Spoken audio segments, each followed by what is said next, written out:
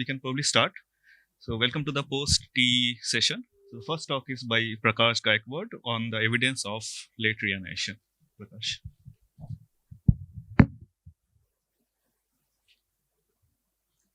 Yeah, I think I'm audible. Okay. So today I'm going to talk about observational evidence for late reionization. And in this talk, I'm not going to talk anything about 21 centimeter, but rather I will talk about what we can learn from the quasar absorption spectra, namely the Lyman alpha forest. This work is in actually collaboration with many people, especially Martin Hennelt, Fred Davis, and Girish, and XQR30 collaboration. So here is a brief outline of my talk. First of all, I'll give the introduction. Then I'll talk about what observations we have, new observations. Then I'll talk about how do we simulate, and then how do we measure the neutral fraction and mean free path of the ionizing photons at redshift 5 to 6. And finally, I'll just give you the implication of this to the H1 reionization. So we know that reionization is an important step in the universe, and there are four main questions that we want to address. The first one is what are the sources of reionization? By sources, we mean whether the galaxy is small mass or large mass galaxies, and what was their escape fraction. And the second question is nature of reionization, whether it's slow or rapid or uniform or patchy. The next two questions are related to the timing of reionization, whether it's early or late. And the other one is the effect of reionization on the thermal and ionization state of the intergalactic medium. So in this talk, I will mostly focus on nature and timing of reionization and how we can learn about this from the XQR30 sample. So the idea is that we have the observations of the Lyman alpha forest, and we also simulate the Lyman alpha forest. We can constrain some parameters related to the reionization, and that's what we are interested in. And this evolution on these parameters can tell us about the process of reionization. So here is a Lyman alpha forest from observation. The top panel shows Lyman alpha forest at redshift 0.5. This is at redshift 3. This is at redshift 6. You can see that there is a less absorption here, more absorption, and high absorption. And the typical implication of this is that the universe was highly ionized at low redshift, and it was highly neutral as we go to the higher and higher redshift also. So if you look at the typical quasar absorption spectra at around redshift of 6, you see fewer transmission spikes. And we get usually this kind of data. Now, in order to compare with the simulations, what we usually do is we take a redshift bin and calculate the mean flux. How much is the mean flux in each quasar sight line? And then we can calculate effective optical depth, which is a minus logarithm of f mean, the mean flux. So for each sight line, we will get an effective optical depth and so on. And then we can calculate the cumulative distribution function of effective optical depth. And this is what is shown here. This is the observed effective optical depth distribution, the cumulative distribution function at redshift between 5.75 to 5.85. Now, when we want to compare this with the simulations, so we use state-of-the-art cosmological hydrodynamical simulations. They actually do not match with the effective optical depth distribution. And the reason why this happens is because these simulations assume a uniform UV background. So what it means is that if you look at the regions over here, some sight lines are extremely transparent, that they show more flux, whereas some sight lines are extremely opaque. They do not show any flux at all. And the uniform UV background simulations that we are using up till now shows much more transmission as compared to these sight lines. As a result, we do not match the distribution with the observation. There are two implications of this. The first one is if we want to measure the neutral fraction from such simulations, these are usually actually the lower limit. We cannot measure because it could be higher than that. The second consequence of this is that the mean free path that we measure in these simulations is typically much higher as compared to the what observations are suggesting. So our main aim in this work was to model, first of all, reionization, realistic model, and to measure the mean free path in between redshift range 5 and 6, as there are no measurements here, and put a constraints on or measure the neutral fraction with finite uncertainty. Of course, the way we vary neutral fraction is by changing the photoionization rate. So we usually vary photoionization rate and mean free path. But once we have these two quantities, we can get the neutral fraction. So the idea is very simple. So we have Lyman alpha forest from observations. We have Lyman alpha forest from simulation. We have these three parameters. Then we derive the statistics like cumulative distribution function of effective optical depth and then you just do the simple two sample case test or Anderson-Darlington test, whichever you want, and then you can get the best fit model, best fit parameters as well as uncertainty on these parameters. So what are the challenges? There are two main challenges when we do this analysis. The first one is the number and brightness of the quasars at high redshift are very much limited because even though they are intrinsically bright, but they appear to be faint because they are at larger distances. And the second challenge is the modeling of reionization, how we are going to model this reionization using the mean free path variable. Now, let me talk first of all about the what observations that we have, new observations. So we have observations of XQR30 sample, which is the ESO's largest program, 248 hours. It's a huge collaboration, 43 people are involved. And we have a sample of 67 quasars. 51 are from X-shooter, 16 are from ESI. ESI is slightly moderate resolution, 51 is, X-shooter is high resolution. And this is the distribution, this is the Lyman alpha forest covered by each of these quasars from our sample. Since we want to measure the mean free path evolution and neutral fraction evolution, we divide this into 12 different redshift bands, and then we analyze the data. Now, to just give you an understanding of how good the data is, here I'm comparing the quasar absorption spectra. This is from FAN 2006. This is the latest. This is not a complete list. This is a few lists. So this is a sample of XQR30 quasars. As you can see, you can actually resolve this transmission spike. The data is much higher resolution and also the much higher signal to noise ratio. And this is actually the unprecedented quality data that is actually important for this kind of analysis. So now let me talk about how do we simulate the Lyman alpha forest with these three parameters, because we want a realistic model of the reionization. So first of all, I just want to highlight that why do the cosmological simulations do not match here? As I mentioned earlier, is because the photoionization rate, there are no fluctuations in the photoionization rate because it's a uniform UV background simulation. As a result, you do not match the effective optical depth. So this uniform ionizing background is time dependent, like Hart and Maddow or any other background. So the idea is that when you use this kind of uniform UV background, all regions in the simulation box are ionized at the same time. And the scatter that you see in this kind of simulation is mainly due to the cosmic density field, how the cosmic density field is varying. Now, we know that the fluctuations are not captured in this case because the sources of reionization, which are actually inside the box, would contribute to the patchy reionization. And in order to model the patchy reionization, we need to solve the radiative transfer equation. However, as Girish mentioned, that these radiative transfer simulations are very expensive because they require a lot of computing power.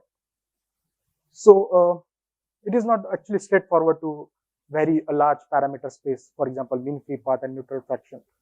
So we need a code that will model the patchy reionization efficiently. So we have developed a code called EXCITE, Extended Reionization using Code for Ionization and Temperature Evolution, which uses Sherwood simulation box.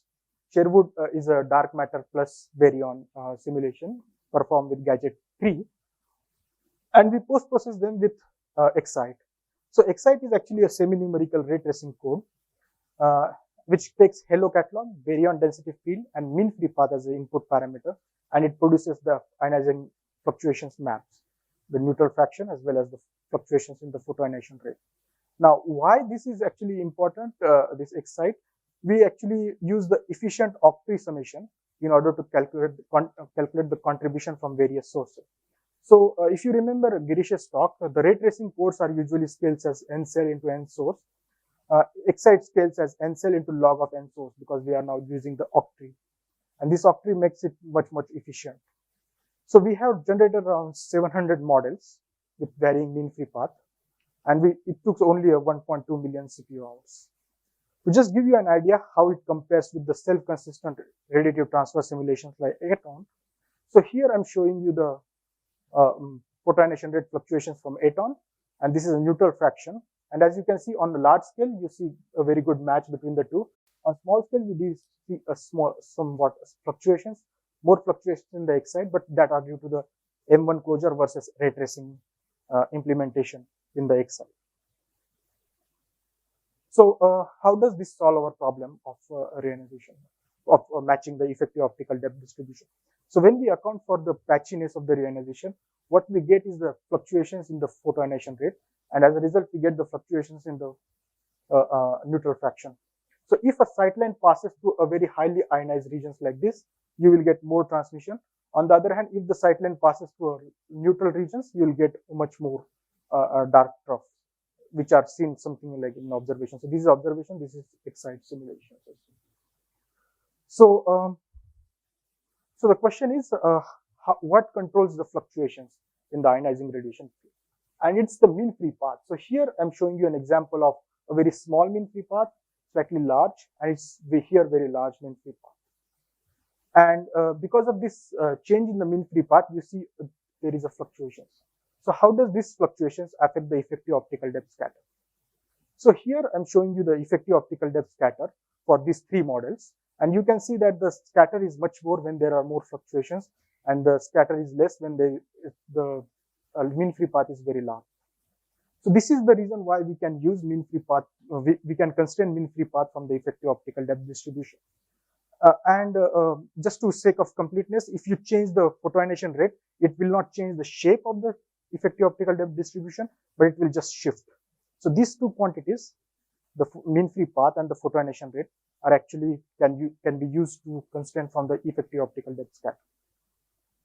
So let me now talk about the results. So we have laminal forest observations. We have simulated laminal forest with 700 models, and we now compare how the effective optical depth distribution in these models. So this is effective optical depth distribution. This is at redshift 4.9 all the way up to 6. There are 12 redshift bins, and each curve here is from the observation from XQR30. This is the effective optical depth distribution from uniform UV background when there are no fluctuations in the ionizing radiation field. As you can see, the uniform UV background matches the data well up to redshift 5.2, but above 5.3 and so, you do not match the data because there is scatter. This scatter is not reproducible because the mean free path in the uniform UV background model is extremely large. So we vary these model parameters from the effective optical depth distribution from Excite. And the red curve over here now shows the simulations using Excite, where we vary mean free path as well as photoionization rate and try to match. So this is the best fit model that we have for the case. And this is a cosmic variance on this model. Now, what are the constraints on the mean free path and the photoionization rate? So here I'm showing you on the x-axis is the mean free path, on on the y-axis is the mean free path, and on x-axis is the photoionization rate.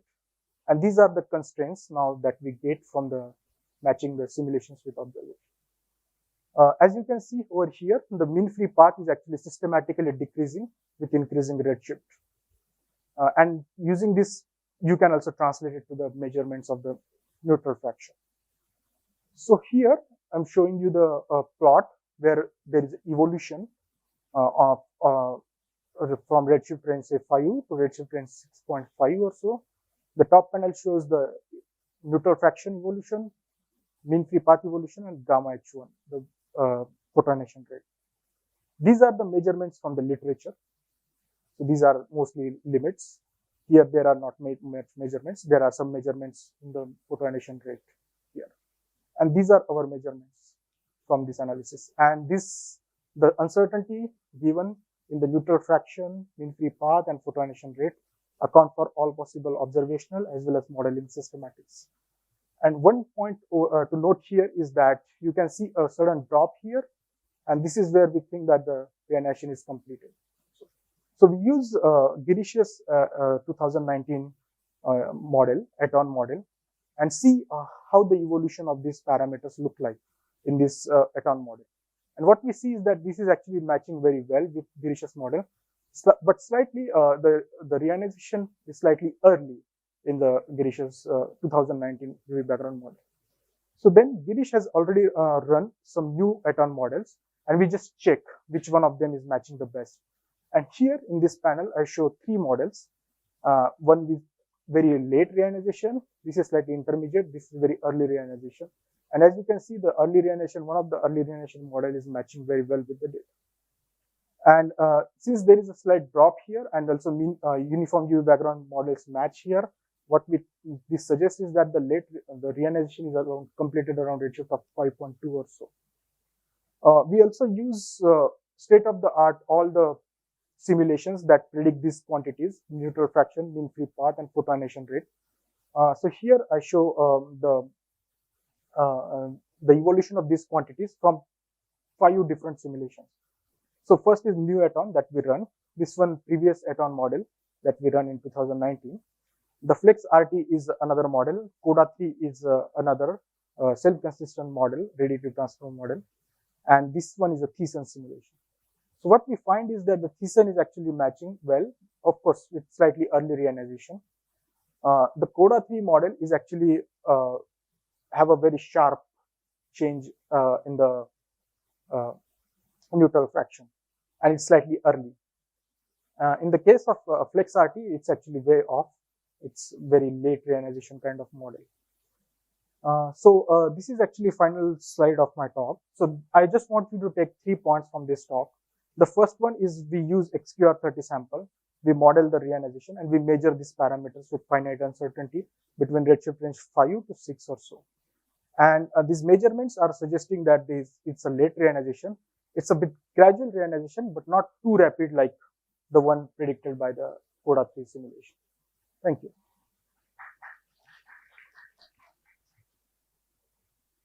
Thanks for finishing before time. Yeah.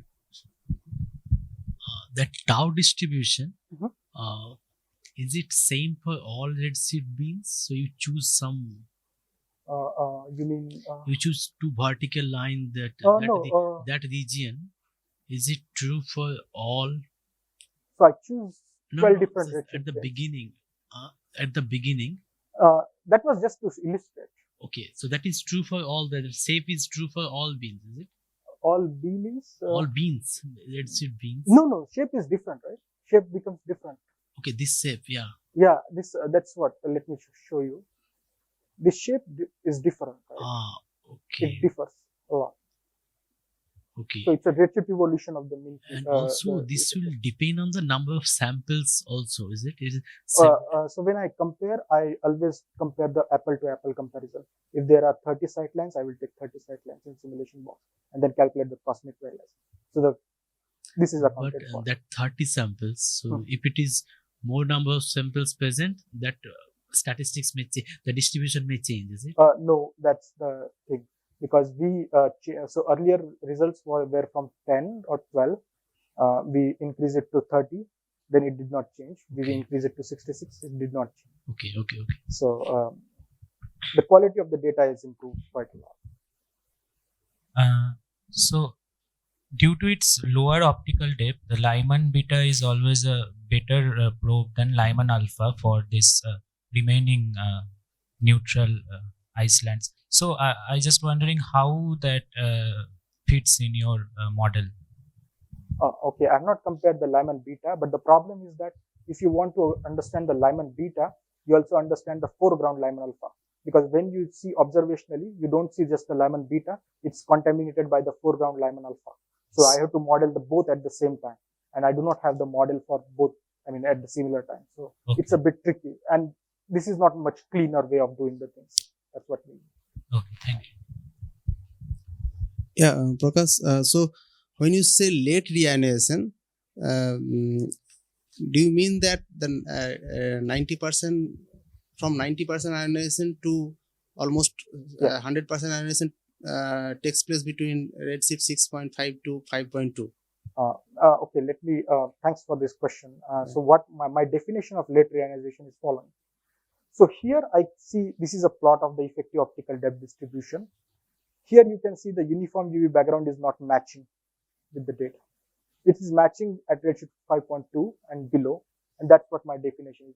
When the reionization is completed is when it matches with the uniform UV background. That means if photoionization is matched by the recombinations. That's my definition. It's not based on the XH1 that we measure.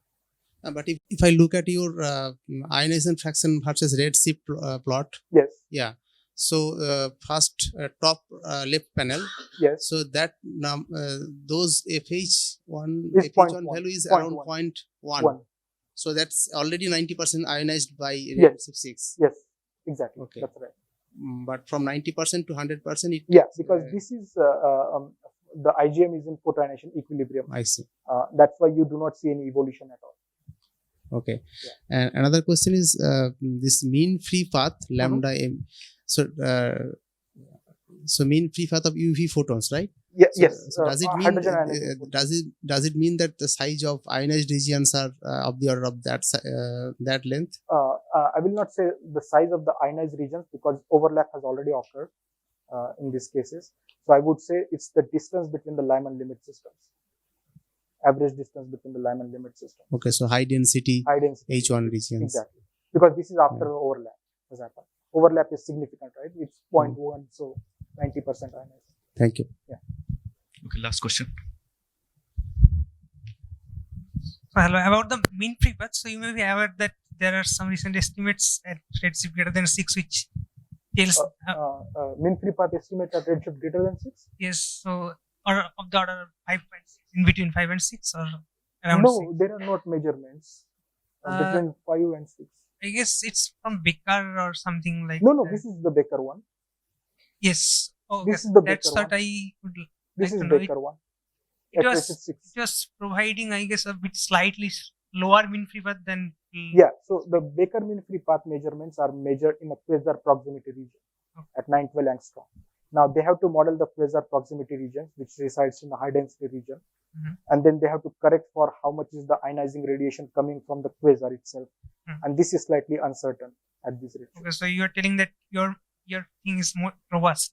Exactly, because we are measuring the mean free path in IgM, not in the quasar proximity regions, which are biased, which could be biased. But are these two consistent? I guess it seems to be They are consistent. I mean, I would not say it's consistent within 1.2 sigma. So I will not worry too much about this. Thanks. Okay. Let's thank Prakash again. And let's move to the